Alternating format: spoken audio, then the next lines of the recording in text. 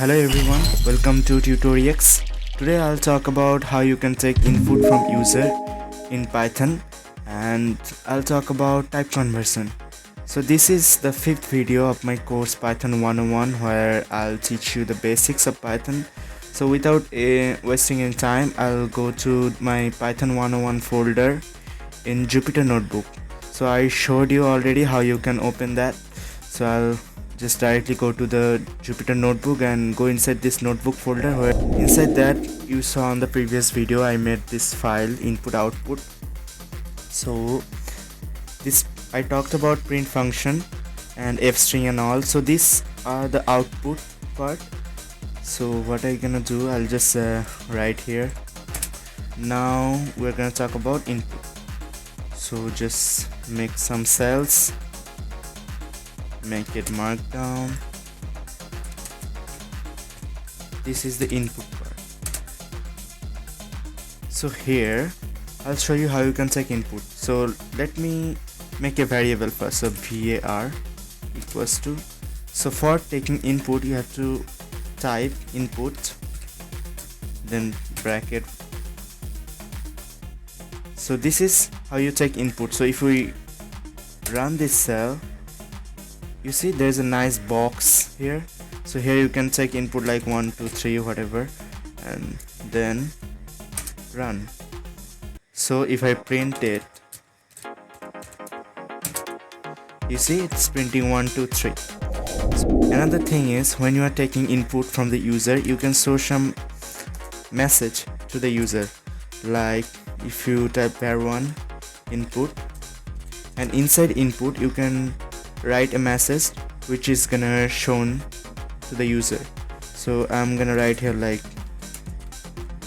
type something, and if I run this, you see type something and there's a box. So here I can take whatever input I'm gonna take.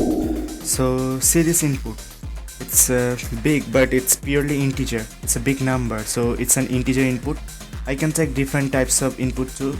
So just copy paste and change the name to var2, enter, and I'll take a string as input, like my name is AJ, and then enter. So I type my name is AJ and enter. So this is gonna go store on var2. So if I print var2, then it's showing my name is AJ. So I copy this line, Ctrl C, and I'll just show you it in VS Code to let you know like how it works in code editor. So I'm gonna make file 4.py, and I'm gonna paste this line. var2 is input type something, and after type something I'm gonna print this var2. So if I run it here in the terminal, you can see type something, then you have to type it here, whatever you wanna type, garbage value, and then enter. See, whatever you typed here, it's printing here.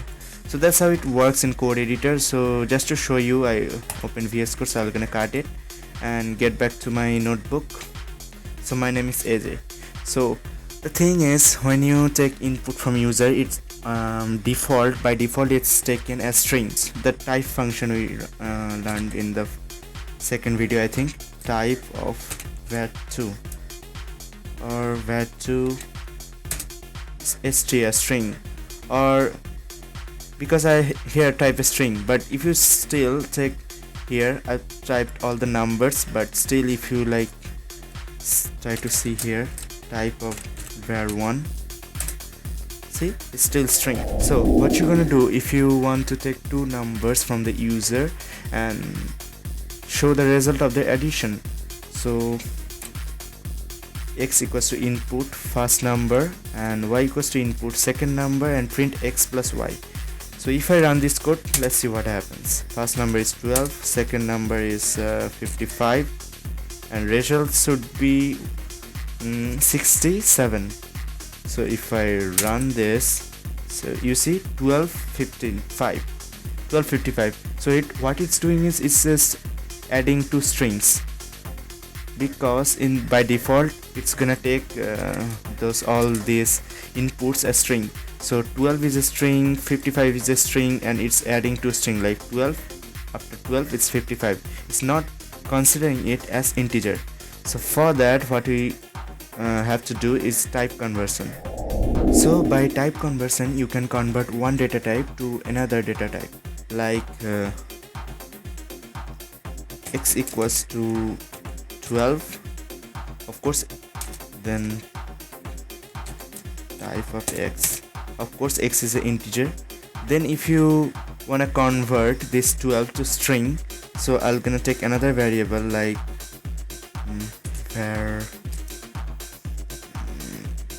let's take like z equals to str, which is for string, and bracket, inside this bracket I'm gonna put x and run it. After this I'm gonna print what is the type of z. So that's how you print the type of z. So see, class string. So if you print instead of taking the output, if you print, it prints like that, class str. So z is a string now because I converted the type. So like that you can convert string to integer also. So the same code I'm gonna copy and paste it here, and I'm gonna convert this x, because x is a string now, so x equals to int of x. So now x will be converted into integer part of whatever we take as input, and y equals to integer of y. So if we run it and we take 20, then 50, and then you see the result is 70.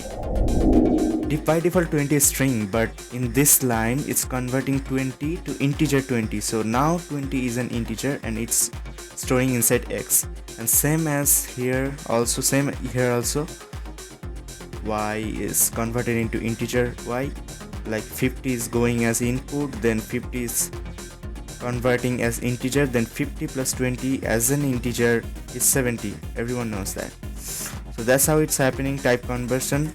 Same as that, you can convert any data type into another data type. That's it, the concept of type conversion, and it gets handy at this kind of situation, and we'll see more use of this type conversion in the future videos. So thanks for watching, and revise those concepts taught earlier, so because it's gonna be used in next videos. So thanks for watching again, and see you. Take care. Bye bye.